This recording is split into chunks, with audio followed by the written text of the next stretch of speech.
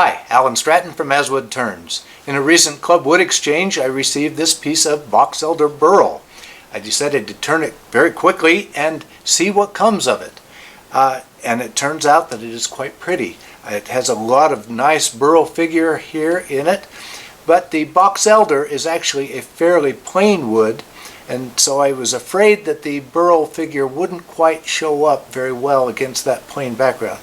So in this case, I accented the figure with a little background yellow dye that was in there and then sanded off for the most part. So let's now turn this box elder burl little vase. How did I get through that small hole anyway? You'll see. I've mounted this block of box elder burl between centers. The bottom is at the live center since it is easier for me to cut tenons on the right. The drive center did not quite hold. I reset it and added more tailstock pressure.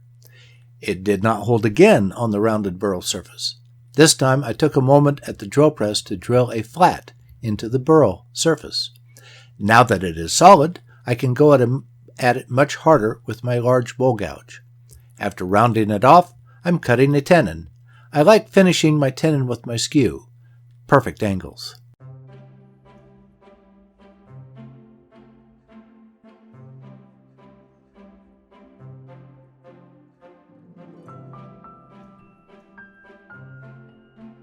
Now I can reverse the burl into my chuck. As soon as the top is about round, I'm cutting another tenon on the top of the burl. I'll use that later. Then I can finish rough rounding and shaping the form. I mark the intended bottom with a parting cut. I need to leave a little more on the chuck side than I did. You'll see why later. Finally, I'm drilling the top for the vase opening.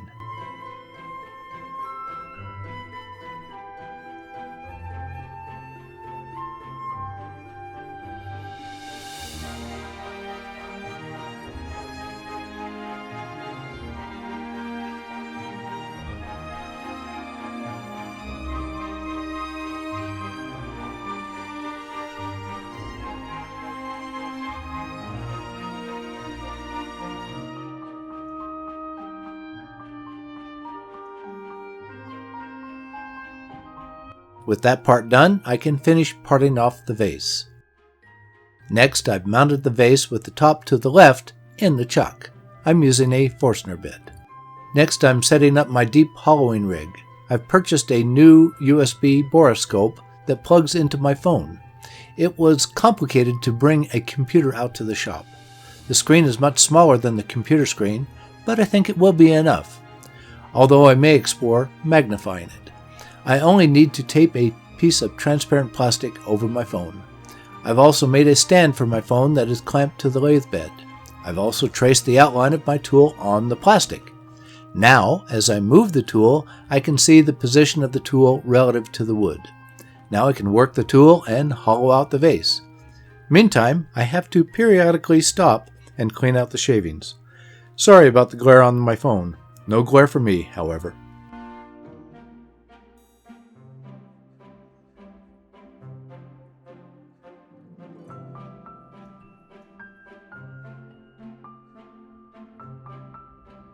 With the hollowing complete, I'm cleaning up the opening with my skew and widening the opening just a little bit.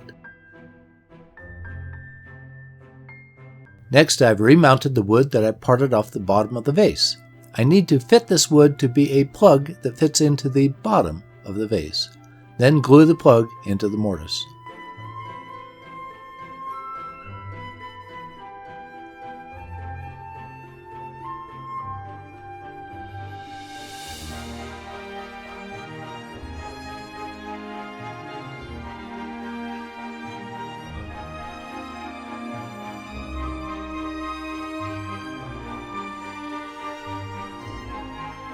Now to clean up the bottom around the plug. Plus I'm cutting a small relief cut at the bottom. This will lift the vase up from the surface. Plus, I'll use it shortly to clean up the top of my vase.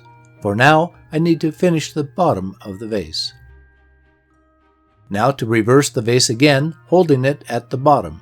With this, I can cut that tenon off from the top, refine the surface, and sand up through the grits to 400 grit.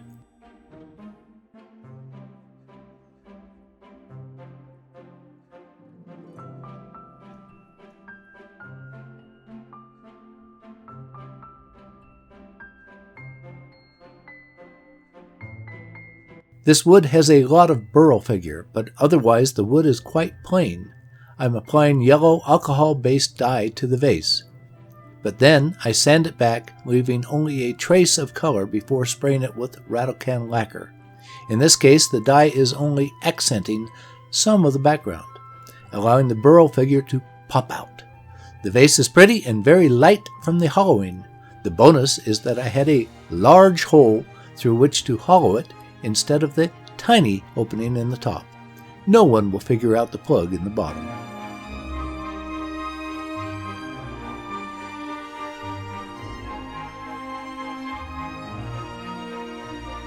Please give this video a thumbs up, subscribe on my website, tell your friends, and send me your comments and questions. Every week, I make a new wood turning video. Please wear your full face shield anytime you're presenting a tool to the wood on the lathe. Until next week's video, this is Alan Stratton from As Wood Turns.